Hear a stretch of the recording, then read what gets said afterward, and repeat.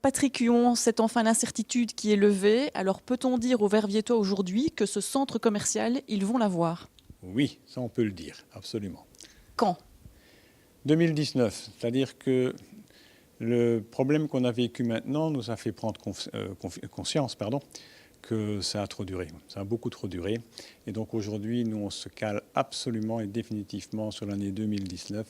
On doit vraiment commencer les travaux, on veut en découdre avec ce centre, le construire et le commercialiser. Alors justement, au niveau de la commercialisation, que peut-on dire aujourd'hui? Aujourd'hui, je peux vous dire qu'on reprend ces 40 locataires avec qui nous étions en très bonne coordination juste avant ce nouveau recours et on les a reportés maintenant, c'est-à-dire aujourd'hui, demain, et on prépare ce MAPIC dans l'espoir évidemment de pouvoir signer avec un maximum d'entre eux le plus rapidement possible. Voilà. Voilà, justement au MAPIC où là, vous allez découvrir et montrer des nouveautés.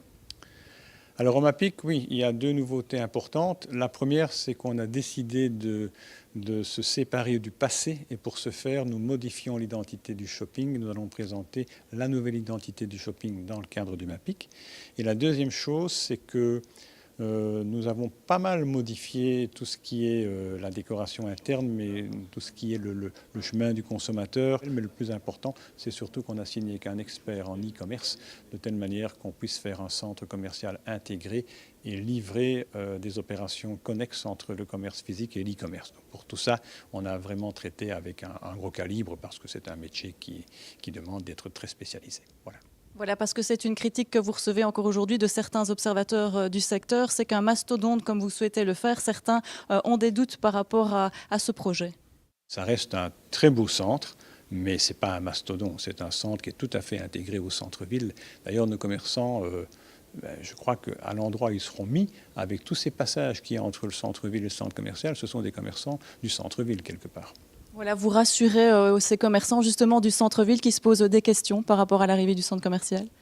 Ben oui, évidemment, ils ne peuvent pas aller plus mal qu'ils vont aujourd'hui. Hein. Ils sont tellement malmenés depuis 10 ans que fera pas. Ça ajouté aux problèmes cruciaux que toutes les villes wallonnes connaissent, mais évidemment, ce n'est pas bon pour eux. Donc demain, quand vous aurez sur les trottoirs, tout d'abord du parking en conséquence pour tout le monde, et quand vous aurez sur les trottoirs des quelques millions de consommateurs qui vont se balader chaque année, je crois qu'effectivement, il n'y a pas meilleure réponse pour faire revivre le commerce d'aujourd'hui, bien sûr.